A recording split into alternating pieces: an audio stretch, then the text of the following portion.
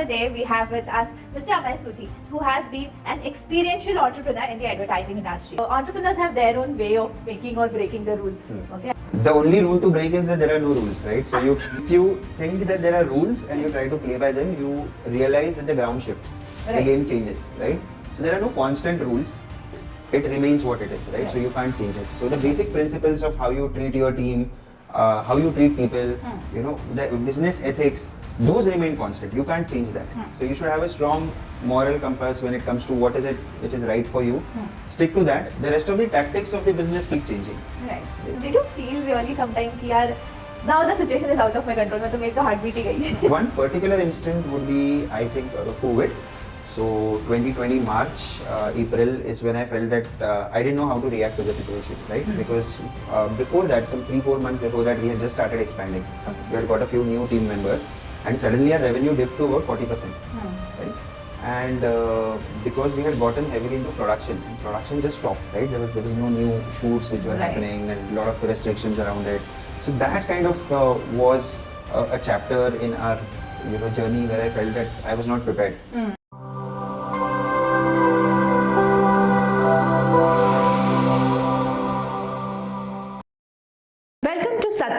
Yet another episode where we dive into real, raw stories of entrepreneurship. Not those stories that talk only about unicorns or only about funding the startups, but how real entrepreneurs work. And I'm so excited to have you watching this episode right now. So make sure you click that subscribe button so that you're not missing on the next episodes that come your way. And by the time, we will introduce you to our guest for the day. Today for the day, we have with us Mr. Amey Asuti, who has been an experiential entrepreneur in the advertising industry. We'll be talking more about how he built his venture, how he's moving it forward, and how advertising world is changing today in the podcast today. So be there till the end. Welcome to today's episode, Amey.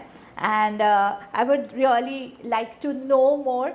But before we know more about you, your company, there is a lot happening in the advertising world, right? Okay, so I would like to literally start from there. Do I have the permission to start? Sure. Yeah. It's a pleasure to be on your show, Saakshi. Thank you so much. Please go ahead. Okay, so I would like to take forward from today's marketing scenarios, because I know how social media marketing is being hyped up, how advertising is being hyped up, whether it be Google, YouTube, any kind of media platforms that we have today. Do you feel sometimes you have to act like a magician to your clients, where they feel कि अब अमय के पास सब कुछ आ गया है, तो it should work like magic? I would say a lot of times the expectations don't match the reality. And that happens with a lot of marketers, because they are looking at things which they feel are achievable by their brand, but are not supported by where the brand is, what budget the brand has, or what is the standing of the brand when it comes to its audience and its consumers, right? So a lot of times we get this. The most typical being, can you make this content go viral, right? It starts That's there, right. Yeah. right? Or the benchmarks that brands have, like we want to be like Apple, but we don't have those budgets. And most brands end up giving that as, the benchmark that they have when it comes to their advertising. Right. So I think it all boils down to what expectations brands have and how those expectations are very different from the reality. Right. That's nice. So to introduce our guest more in depth, he has a 13 years experience into advertising with Future Media, and that has been his venture that he has taken forward to another level altogether, I would say, where he has clients as big companies. We'll be unraveling more about the story. And Amey, I would like to start with you right now. I would like to understand how you started this venture. Oh, so it's a 13-year-old journey. Right. But I think the seeds of that began early on because as someone who had just finished 12th, when I was looking at what career options are there, right? I looked at MBA as one option, and I said, I want to do an MBA because I want to be an entrepreneur. Okay. Right? And when I took this answer while I was preparing for my MBA exams, right, CAT, so one of my mentors said, you don't need to do an MBA to be an entrepreneur. And that I was then shaken. I was like, okay, all my life, I thought that I wanted to do this, and now you're telling me this is not required. So he said, see, for entrepreneurship, you don't need a degree. You can start anytime. So I said, but I want to take up this degree. I want to know what management is. I want to know how businesses are run. So he said, yes, it will teach you all that, but you can be an entrepreneur anytime.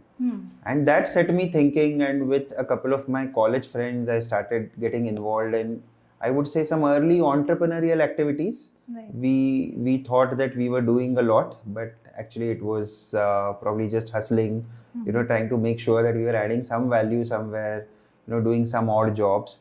But that gave me a good exposure to what it was to run something on your own, manage Right. your finances, manage people around you, think of new ideas.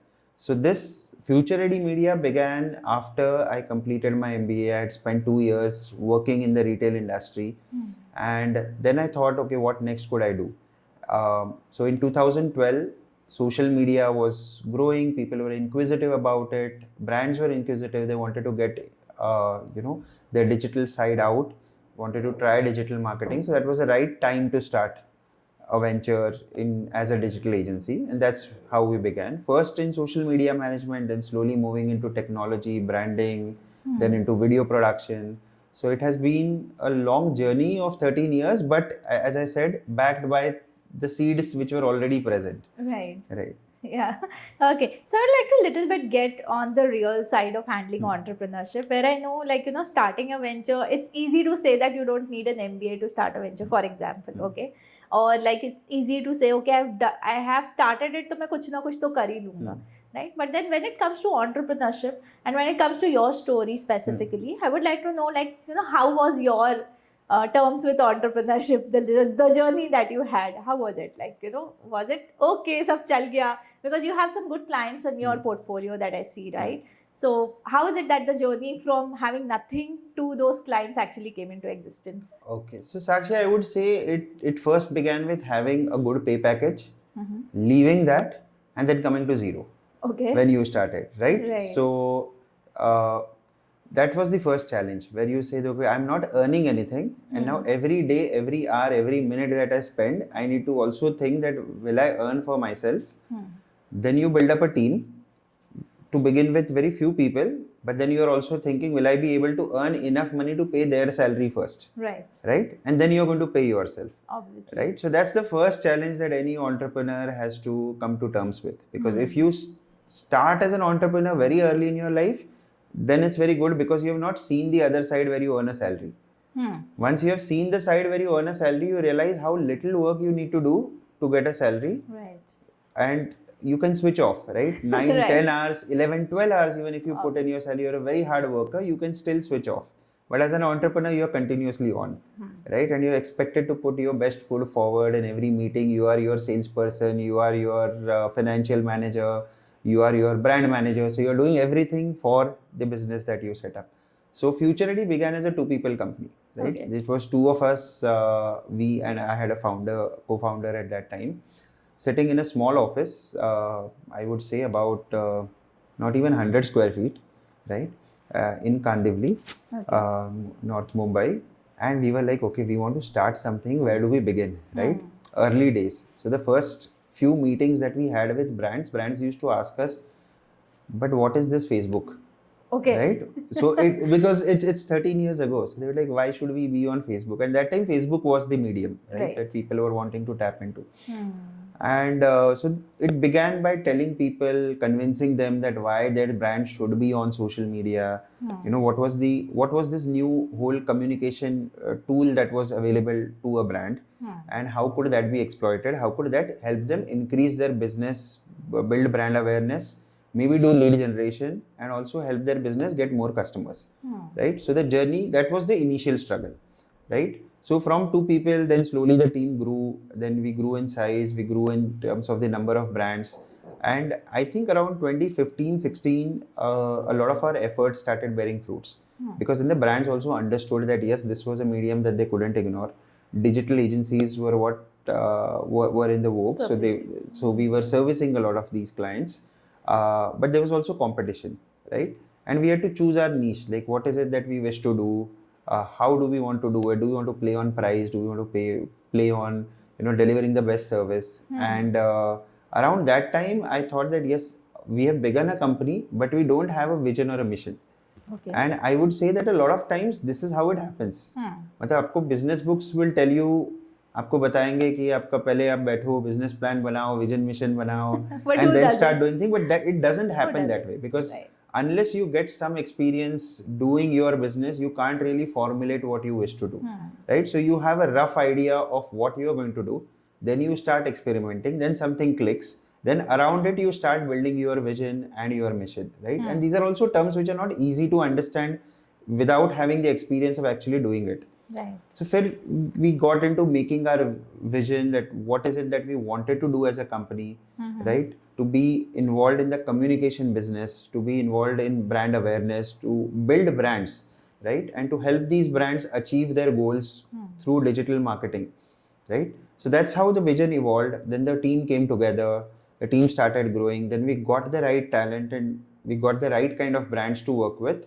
And today we are where we are, right? So that's been the entire journey. So it's been a lot of ups and downs, Right. lots of learnings from so many years, from many brands, from many wonderful people who taught us also how we should approach our business.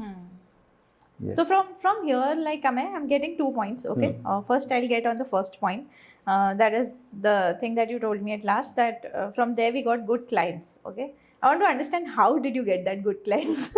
Okay, so what is a good client, right? Yeah, right. A good Okay, client first is, question, okay. what is a good client? So for an agency or for most businesses, right, you are looking at a runway of about 3-4 months of cash that you have, right, at any point in time. Because so if I take a digital agency, right, the money that you make in a month, you're going to use it to pay off your rent, to pay off the salaries, and you're left with some money to reinvest in the business. That could be to get more business, to do your branding, have some capex around, say, acquiring computers or cameras or whatever it is that is required to run the business, right? So you have about 3-4 months runway. Now a good client is somebody who pays you within 3 months, first of all. If there is a client, however big the name is, but if they're not willing to pay you within 90 days, right? MSME rules say that they should be paying you within 45 days. Right. But that usually doesn't happen, considering the billing cycle. So a good client pays you on time, I would say. A good client is very clear about what their brief is. A good client has reasonable expectations from you. And a good client also pushes you in a direction where you and your team end up improving yourselves, knowing, working at the forefront of whatever new technologies are there, new trends are there. They push you and they say, can we try this? So they should be willing to experiment. So if you have a client who pays you on time, who respects your work, who pushes you a little bit so that you also expand your boundaries, that I would say is the ideal client to have. Not all clients are ideal, but that's what you would want a client to have. Right. Yeah. So how did you get that? My question still remains there. How? The question is how. So the how is a lot on the pitches, right? Okay. Yeah. So I want to cut it straight. Why I want to ask this question is, many people are still figuring out how do we find the right client, right? Okay. I meet a lot of people. I meet a lot of aspiring entrepreneurs as well as current entrepreneurs.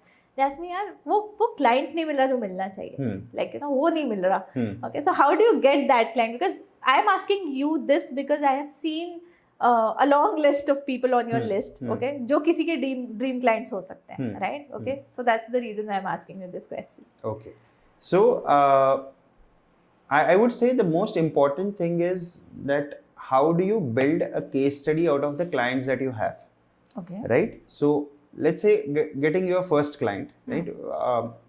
You would choose a client because whatever you have to offer in terms of the service matches what is the requirement. I always believe that it's not like you will not get a client at all, because there are people who are wanting the services that you want. Whether you are building a brand, whether you are a graphic designer, you are a video editor, you are a content writer, you could be a solopreneur, or you could be an agency, or you could be a small team. There are people who want these services. So like we have a product market fit, we also have a service market fit, right? So if you are a small, if you are a solopreneur, right? And if you're chasing clients who are actually looking at agencies, you're not going to succeed there. So you should look at a clientele who is going to want that one single person, because that's their comfort level. That's the scope of the project that is there. Okay. So many a times first place where you go wrong is where you chase something or a kind of client who is not looking at you, who is looking at something else. So it could be the size of the agency also. So today we are 65 odd people. If somebody is looking at an agency with 500 people and I'm trying to chase that client, I'm not going to get it. So either the client is wrong or the kind of project that I'm chasing is wrong. Right. Similarly, if I chase a client who is looking at a 20 people agency and I try to get it, there is going to be a mismatch between what I can deliver and what the client wants. Either it will be a pricing mismatch or it will be a mismatch in terms of expectations. So first find the right fit. Okay. If the fit is right, then your chances of being able to convert are going to be great, right? And that conversion happens through a pitch process, right? You pitch for your services. You do one of the things that I have seen working in our favor with a lot of new clients has been that I evaluate it as what is there for me to lose when it comes to a pitch. Right. So many a times you don't work hard for a pitch thinking that the last few pitches I worked very hard, I didn't get it. So why should I work hard for this? So you do a rehash of whatever you had, you just send it, or you say, okay, these are my clients, this is my rate, do you want to give it to me, yes or no? And we end it there, right? Because we are not sure that this effort will lead to something. If you get a dream name, right, and you treat that like this is a do or die for me, right? I'll put in all the efforts required. Like just this week, we are working with a big pharma company who, this is the second time we are pitching to them, right? And it's an inbound lead that they have approached us. This time they said, we gave them a pitch, we gave them what we could do. They said, can you do a mock-up of a page and show it to us? It's for a website. So we said, yes, we'll do that. Right now, I'm willing to put in that much effort. Our team is putting in that effort to come up with a good design to show it to them. It may or may not succeed. But what it gives us in terms of a learning is that yes, we could do this in such a short time. We could build something. If we are happy with that result, then if it doesn't work for this client, it's going to work for some other client. But put in that effort in the pitch, especially when there is a service market fit that you see, right? If it was one of the clients for which wouldn't have fit my equation, then I wouldn't have put that kind of an effort. But if it does, it very well should be that I put in all the effort. Wow, I love that insight. Seriously. I mean, the words that you have said just now, that you need to pitch properly. Not only it's not just proper, you need to have the right kind of efforts to pitch in so that it reaches to your client. It should hit your client. That's sometimes that we also talk about inside a community. Whenever we have our community calls, we are like every pitch has to be special. There should be something special for that particular client to whom you're pitching. Only then you close on premium deals. So very good insight on that. And to add to that, Saakshi, what I feel is, and this is something which we always discuss in our business development effort, right? So we sit down once a month and we go through, okay, what are the leads that we have? How much have we closed? What is the business that we have done? And I say that every client should feel that this agency's pitch was the best. They had the better ideas. They might have been expensive, and which is what you should be, right? You shouldn't sell yourself cheap. So they should feel that you had the best ideas, you were expensive a little bit. A client should feel that I couldn't afford this agency right now, or I couldn't afford this person right now. But the effort was too good. Right? It's like how your so they dream, want you now. The dream car would be a Mercedes, right? So you would take a test drive, you will feel, okay, this is the best car. I can't afford it right now. Right. I'll probably have to settle for a Brezza. But I know in my mind that the kind of work that a Mercedes will do for me, a Brezza will not. Right? And that's the feeling that a client should get. Right. That's when you have done a successful pitch. वो client कभी तो बड़ा होगा, कभी तो उसके पास budget आएगा, और that client will meet somebody who needs your kind of services. They'll definitely recommend you.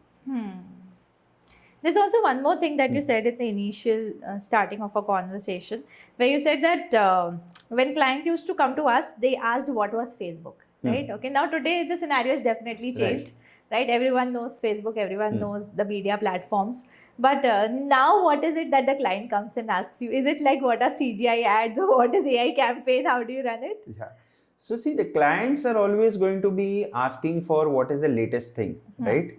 And they want to play with the latest toy, they want to play with AI, they want to play with CGI, they want those kind of things, right? There's a lot of me too in advertising, in branding, in when it comes to communication. So clients will ask for this CGI, right? Everybody wants to do it. Like clients will ask for how can you do some VR around this? What is it that we can our brand do this? Right? So it's always going to be the trendiest thing. So how do you prepare your team for that? Every day, that's what you do inside out. You read, you understand what's happening in the businesses around you, what other agencies are doing. So having an awareness of the industry is extremely important, right?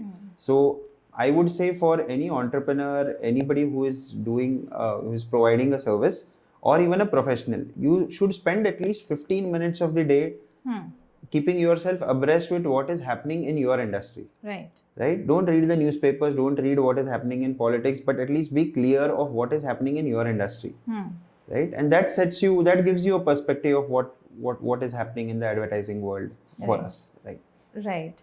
With this, there's also a second thing that has always been around my mind, because even I am working with certain marketing agencies day to day to promote, like every business needs an agency, right? Okay, so whenever I work with agencies at the level that we are working at right now, I've seen a big gap between, what you promise and or should I say, what are the client expectations? Okay, are we fitting up the right expectations and filling that gap, and what the team is actually able to do at the ground level? This normally I've seen this problem with a lot of small business owners who have less number of team members or something like that, where just to close a sale, you sometimes commit or overcommit.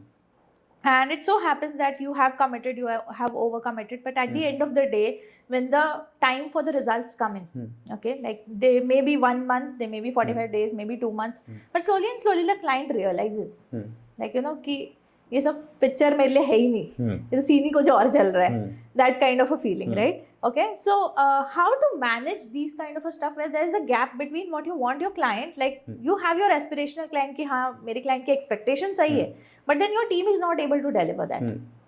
So you end up goofing up your client at the end of the day after 45 days, 3 months. Like this is the story of average agencies in India today, and there are lot numbers. So how do you come up or cope up with this problem as a founder of an agency? So interesting. There are two aspects to this, I would say, Saakshi. One is look at it from a client perspective and also look at it from an agency perspective, right? As agencies, as service providers, we always should be under promising and over delivering, right? I would say promise is what a client wants, right? So sometimes a client says, I want this to happen, right? And you promise that, yes, this will happen. So that's not in your hand. What is in your hand is over delivery. If a client is asking for 5 creatives, can you provide 6? Can you provide 7? That's when you're never going to be unhappy with the result, right? So over delivery is something that is always in your hands. And that over delivery can be done in many ways, right? It's not just a quantity thing, it's also a quality thing, right? It's also a relationship thing. I tell my team that we are in a relationship business. You should be in a space with the client that for anything to, wherever they face a problem in digital, they pick up the call and they talk to you. Because you are seen as an expert by them, then that is always going to help, right? So when it comes to quantity, when it comes to quality, when it comes to the level of service, if you can over deliver, you'll always find that in a client agency relationship, the client is going to be happy, right? Second is from a client perspective. Now in an Indian scenario where the client needs to change their way of working, has to be that sometimes clients get into quantifying things a lot.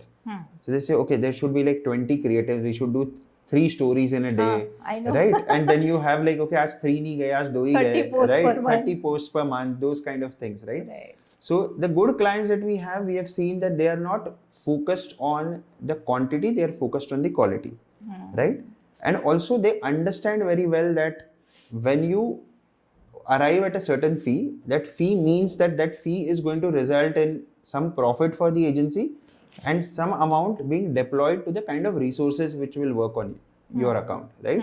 आपको 20,000 में वो resource नहीं मिल सकता, right? So how much ever you try to squeeze an agency to tell them that I'm paying you this much, but I should be getting this output, that will not happen. It will very rarely happen that you will get somebody who is being underpaid and is able to deliver those kind of things to you. Most times or over a period of 3, 4, 5 months, 6 months, 1 year, it's going to even out. So as clients, they need to know that if you're demanding something, you need to put your money on the table. Right? You can't be getting results without putting in the money. Right? And lastly, where both the parties need to come together is have a constant dialogue.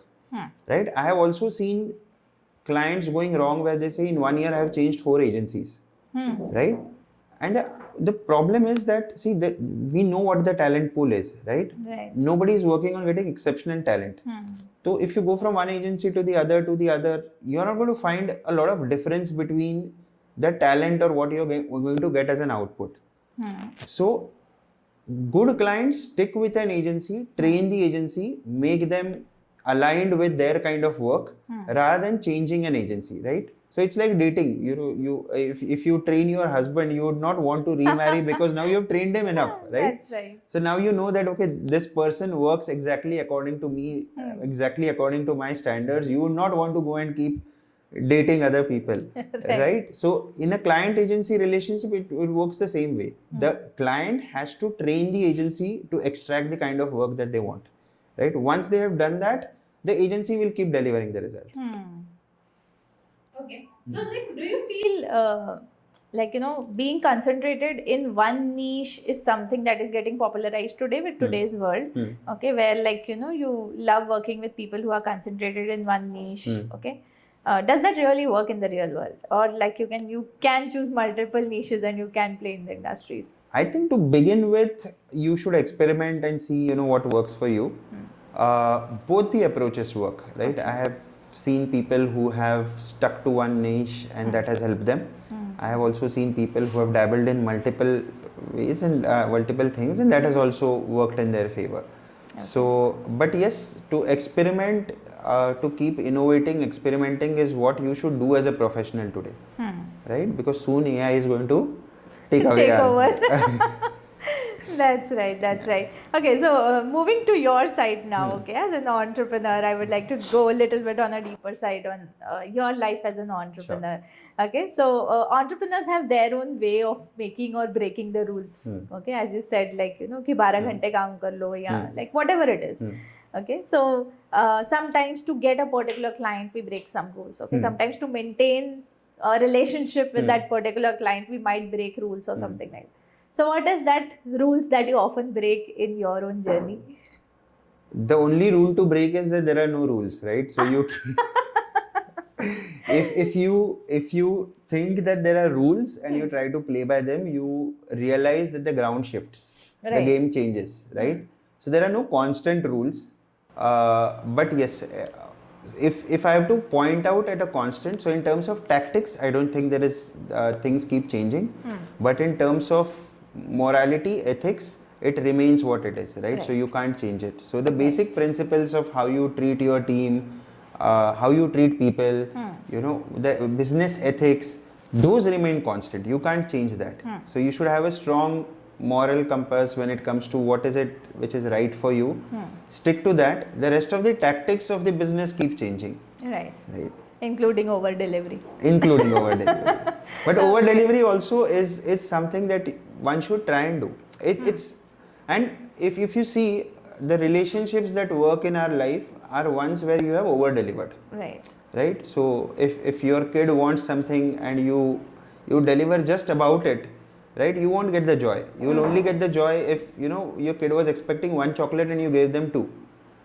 That's when you see joy on their face, right? That's when the relationship becomes better. So for any good relationship, you always need to over deliver, and you need to keep pushing that boundary, right? Because एक बार जब आप over deliver करते हो, that becomes a new benchmark. Then you need to push a little more, right?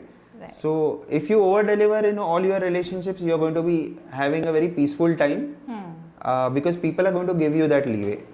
So a lot of times, what I have told my client servicing team and what I have also experienced firsthand is that if you have a good relationship with the clients, if you have over delivered, then they let go of certain mistakes that are bound to happen. Okay. right? Right. So you will slip up sometime. You will be tied up with work. You will not be able to focus on that one particular client. But if in the past you have put in effort and they know that you put in the effort, they are going to be reasonable with you. Nice insight. I loved it. I'm getting carried away with the conversation now. I don't want to end this.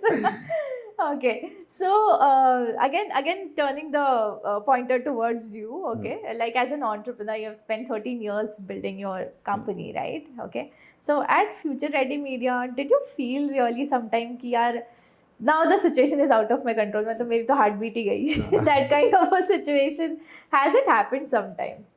Lot of times, I think. But one particular instant would be, I think, COVID.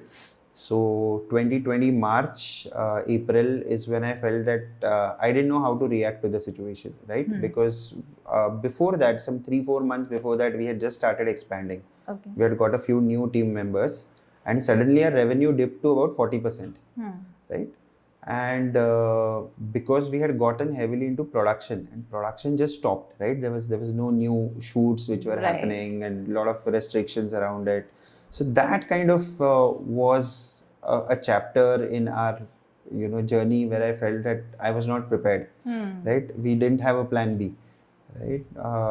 But yeah, there was resilience and we were able to overcome that situation. Thankfully, restrictions came off, but then that was one point for which we were not prepared. I think after that, our business has been far nimble, right? We have been able to be in a situation where if any shock comes, at least now we know that shocks can come, and you can you can get to a place where you would have zero revenue for a month. Right. Yeah, even we had, I think no one was prepared for that situation. That's where, like, we remember that year as one of the hardest and the darkest one. But yes, definitely, it turned out for us also. I still remember I just started my company and we were into virtual trainings then. But when we were taking this concept to the corporates, they were not accepting it because virtual training was not the talk of the town in India at that time. Right. Just because I kept on attending some of the virtual summits and trainings, I found a potential in India and we introduced that particular concept. But then it was not working. And then suddenly that COVID thing, and we shifted to physical trainings just because of that. Okay. So as soon as we shifted, things were moving. We were planning our first good event with one of our clients, and the COVID hit, the lockdown happened, and everything that we prepared for that client, because it was a physical training, so there were a lot of things required because we do live interactive trainings. So that time also I still remember a lot of things, they were kept in my office cupboard for around a year thinking that we are going to use those somewhere. But no, then we switched our model to digital and everyone started accepting it. I had printed 300 business cards just before lockdown happened, right? I'm still circulating those because after that meetings have been so less. Yeah. So that stock is still there. 5 years now after that, but now it's we still have there. digital networks. We have to digital connect. networks. You just exchange QR codes. Right. But there is a term for this, right? It's called anti-fragile. There's a book written by Nassim Taleb where he speaks of the one who wrote about Black Swan. So he says that organizations need to be anti-fragile, right? In the sense that if crisis happens, you will actually benefit from the crisis. So if your preparedness is at that level, as an individual, as an organization, as economies, then you will succeed. Right. And I think COVID made that happen within the way we work, right? So we became a lot more anti-fragile. We said, okay, abhi crisis aayega, so we will actually do better. We'll save on cost, we'll increase our revenue. That's a nice thought process. Really loved that one. So taking you to another point where I feel that, like, at some times in life, like we feel that, this is a pivoting point and we need to pivot. Like one of them maybe we just talked about, right? Has there been something else also where, like, there was a sudden pivot in the business model or sudden pivot in your behaviors, or like, your work role as a founder where you felt ki nahi, ab bahut ho gaya, I have to leave this role and I have to overtake the next role in my company? Yeah. So as a founder, I would say a pivot happens every maybe a year and a half, where as the business grows, right? What has worked so far doesn't, what has gotten you so far doesn't take you where you want to go. So you need to change in terms of what your input to the business is going to be. How much are you going to get involved in each and every step? Where are you going to take a step back? Where are you going to look at what will work for you in the future, right? And you prepare yourself accordingly. So you move away from day-to-day activities to maybe strategic thinking, maybe just looking at how overall the organization is doing, taking a thermometer and checking whether things are fine or not. So yes, a role change happens for an entrepreneur all the time. Right? It's also a function of the number of team members that you have.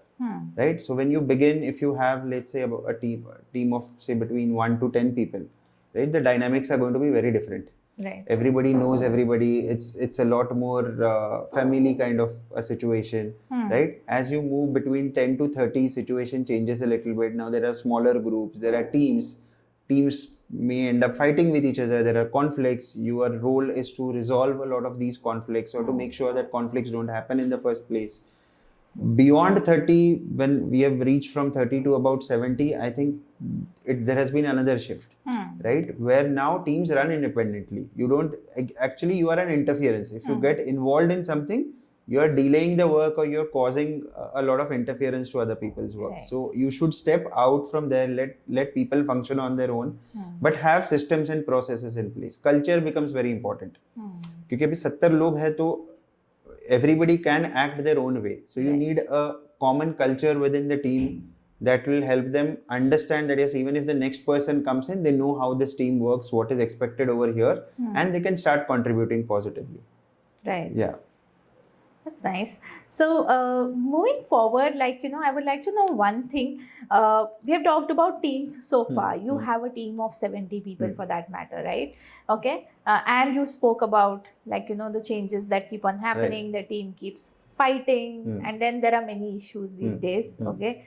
How do you handle such issues when it comes to teams not cooperating just because they are not mingling up, right? Okay. Or maybe they are not delivering or that productivity gets affected. How do you handle such situations? So conflicts actually are going to be integral to running any team, small or large, right? You see that happening in a cricket team of 11 people, 16 people. You will see that happening in a team of 70 people also. Right. You have to understand why conflicts happen, right? Conflicts happen where role clarity is not there, where boundaries aren't fixed, where responsibilities aren't very sure, right? So one team feels it's their responsibility, another team feels it's not our responsibility, right?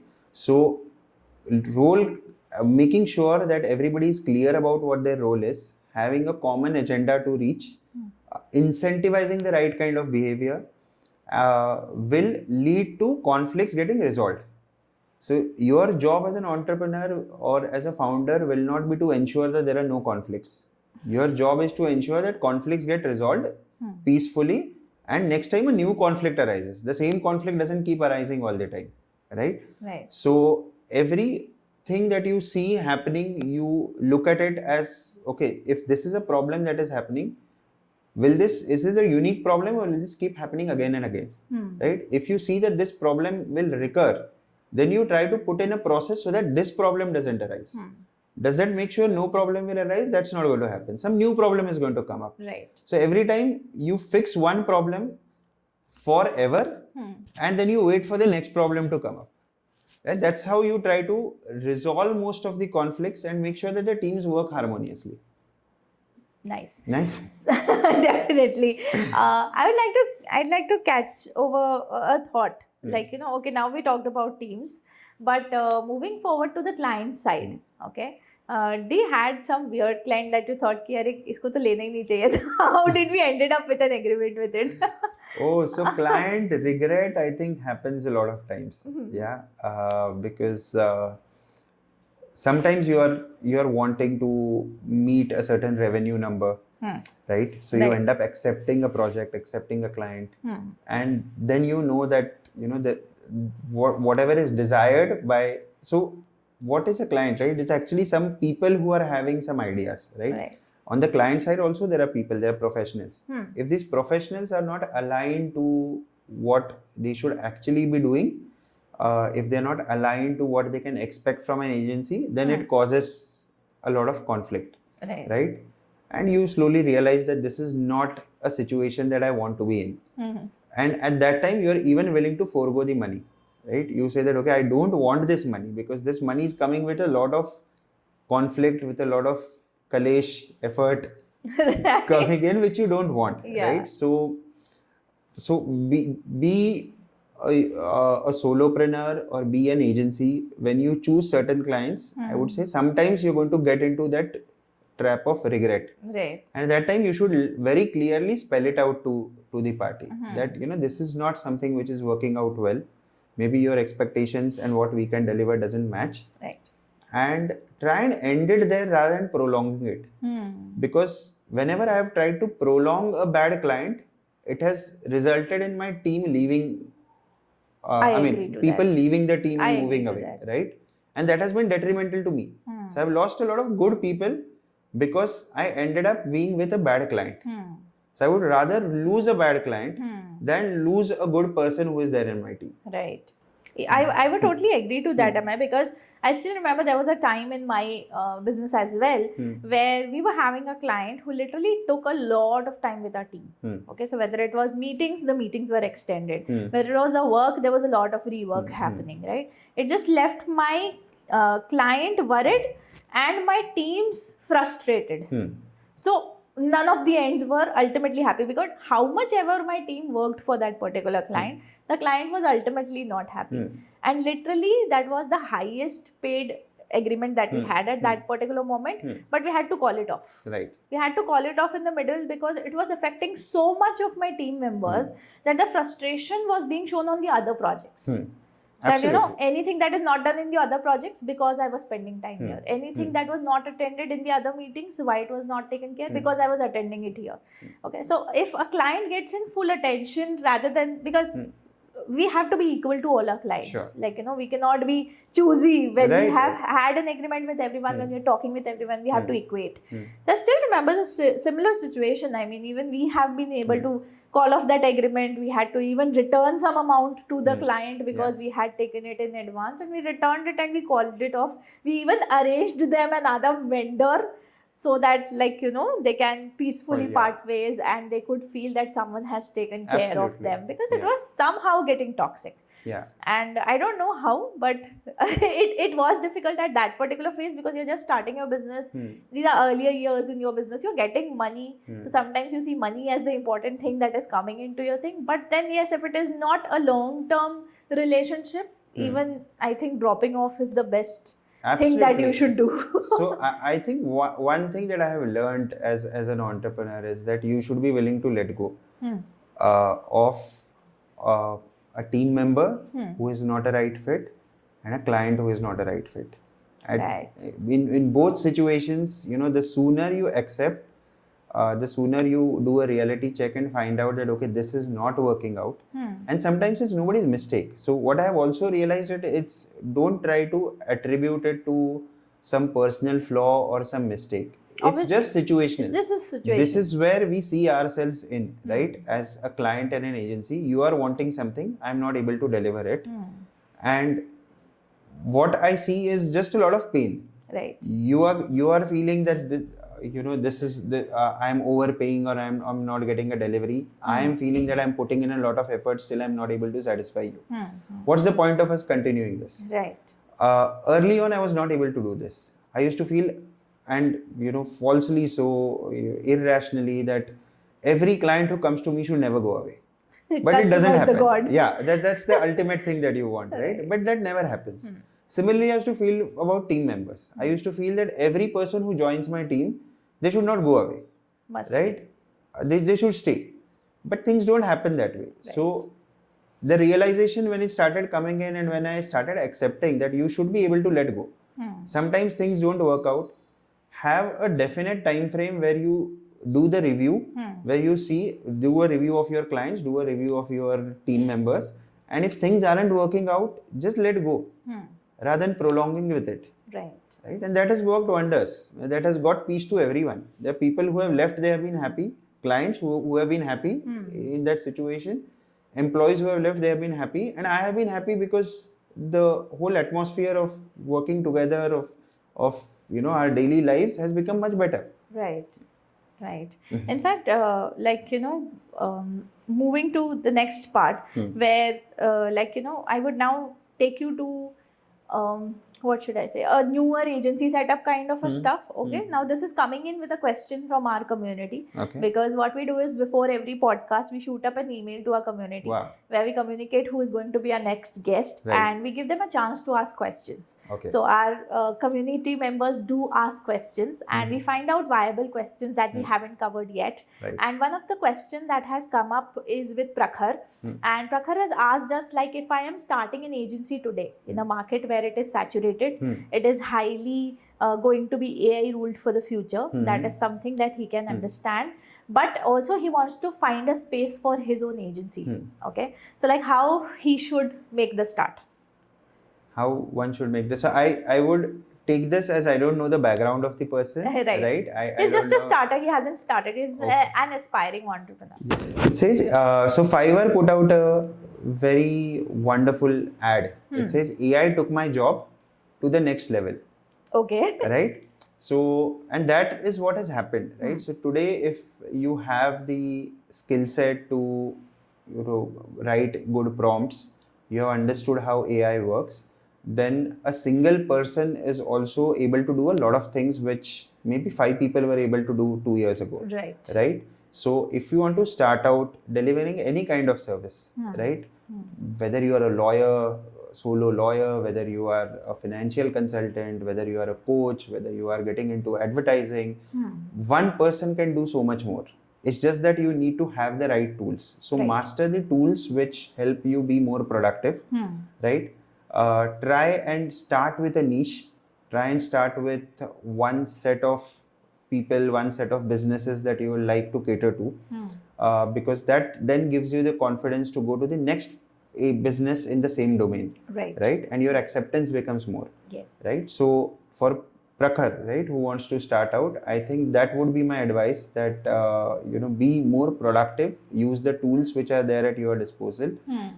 Look at a niche where you want to start out and just start out. I think you will take about 6 months to figure out how things would move for you, what would work for you, and then take it off from there and review your progress every 3 months. Right?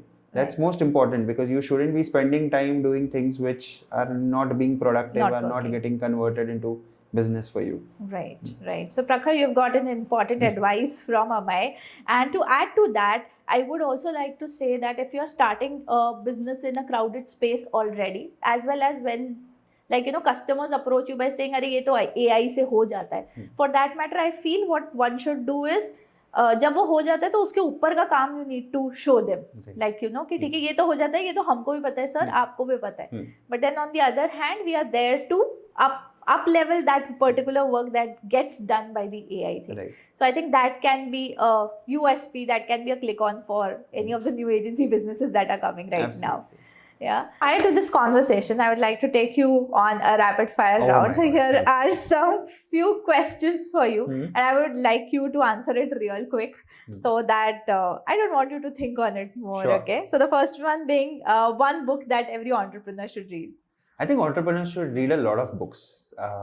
There wouldn't be just one. But if I have to point out one book, it has to be something that will work at a core level. Which is to change habits.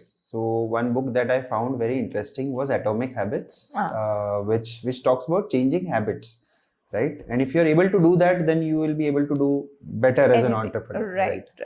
Wow, nice. The second one being your guilty pleasure snack during the late night brainstorming sessions. Chai. Chai, coffee. Chai would be the drink. What would be the snack with it? The snack with it, not much into snacking, but I think tea, coffee is what you need, right? So you're a caffeinator. Yeah. Okay. One brand you wish you would work with? One of the luxury car brands, right? We have not got a chance to work on any. We worked with one campaign with Jaguar, but yeah, Mercedes Benz, you name it, like those luxury car brands. I hope this podcast reaches the Mercedes owners. Please. Okay. The next one being 3 words that describe you. Tough one, no? Okay, I think it would be being dependable, being agile. Not a word, but I want to be the hardest working person in the room. Ah. Yeah. What's life for you? Life for me. Yeah. Life for me is having fun every single day. Yeah. I saw you playing, by the way. Your life Playing? winning moment, yeah? Playing what? I think you play badminton. Badminton, maybe, yeah. Okay. But we play chess these days in our office. Yeah. So Okay. it's always something or the other. But yeah, I think to be life is having fun. If you're not having fun, if you're too stressed about work or about results, then you're taking it too seriously. Right. Yeah. Your life winning moment. Yet to come. Okay. Yet to come. Yet to come. Yet to come. Yet Of to course. live. Yeah. That was so amazing, Amey. Yet to Thank you come. for this joyful Thank you. conversation. Thank But you. we'll not allow you to go till the time you leave us or with our viewers with some important advice for the new entrepreneurs that are stepping in, or for anyone who has already been in the business. Advice. I mean, I don't know if I'm in a position to give advice, but I would say that entrepreneurship, anything that you wish to start, is something that you should do. If you feel like doing it, then you should do it, right? Because there is only one life, so do it now, do it today, rather than postponing it. There is never going to be a time where you feel that now I have made enough money, now I can turn an entrepreneur, right? If you want to start, just start. Wow. So as Amey said, if you want to start, just start. Click the subscribe button right now and do go like it. Start sharing it with someone who would really love this episode. Now that you have watched it, if you love it, share it with someone for whom it could be fruitful or beneficial. That's for now. I'll see you in another episode of Satya Manthan. Thank you, Amey, for being on the show. Thank you, Saakshi. Thank you to all the audience of Satya Manthan. I think you should do just as Saakshi told you. Keep following this. I think she's doing amazing work with the kind of things that she's doing for entrepreneurs, and it always helps. Right? So thank you so much. Thank you so much. Thank you.